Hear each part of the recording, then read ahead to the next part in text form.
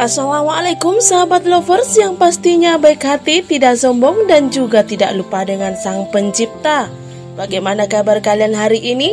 Semoga sehat selalu dan dilimpahkan rezekinya, amin ya rabbal alamin.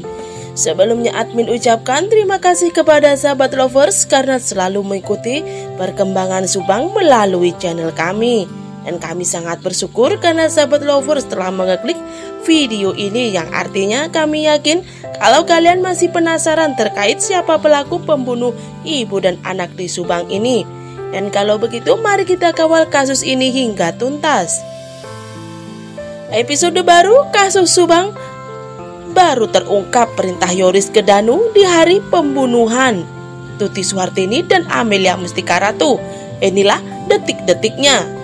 Namun sahabat lover, sebelum ke pokok pembahasan, bisalah kalian tekan tombol subscribe dan aktifkan tombol notifikasi agar channel ini lebih berkembang. Jika sudah, yuk kita simak kembali pembahasannya. Fakta baru terungkap dari kasus pembunuhan ibu dan anak di Subang, Jawa Barat. Kali ini mengenai perintah saksi Yoris Raja Amanullah terhadap Muhammad Ramdhanu alias Danu untuk memantau tempat kejadian perkara atau TKP. Lokasi Tuti Suhartini dan Amelia Mustika Ratu dihabisi oleh sang pelaku. Kalau sebelumnya hanya terungkap bahwa perintah Yoris ke Danu diberikan sehari setelah kejadian pembunuhan itu atau tanggal 19 Agustus 2021, kali ini terungkap bahwa di hari pembunuhan itu, tanggal 18 Agustus 2021, Yoris sudah memberi perintah ke Danu.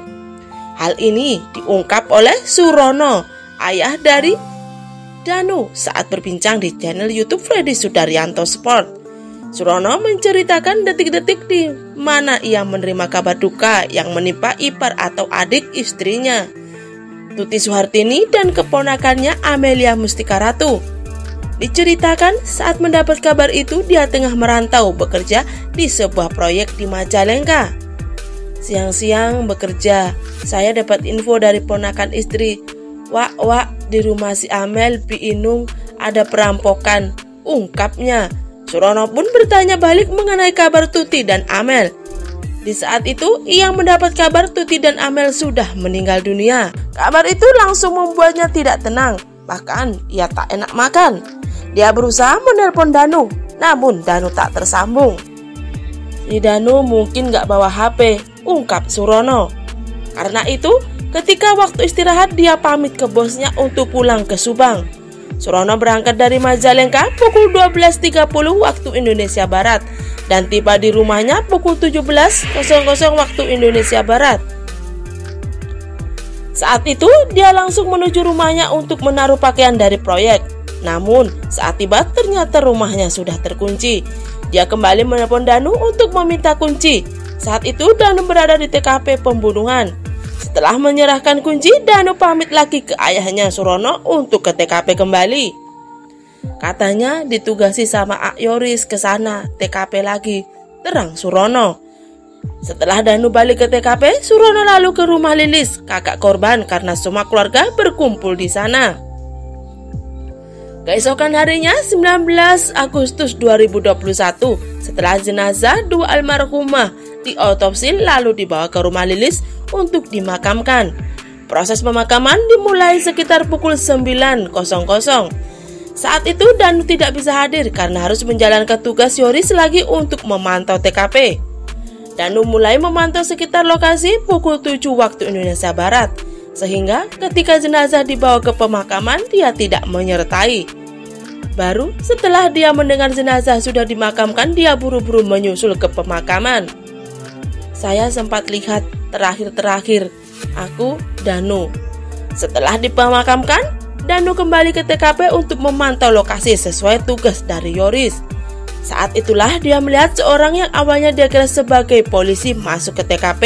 Dia pun memotret oknum yang akhirnya diketahui seorang petugas bantuan polisi atau Banpol itu untuk diserahkan ke Yoris.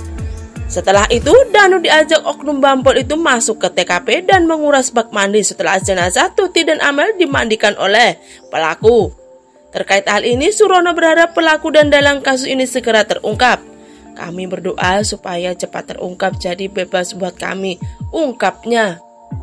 Diakui Surono, saat ini pihaknya khawatir jika harus berpergian jauh karena takut ada panggilan pemeriksaan lagi.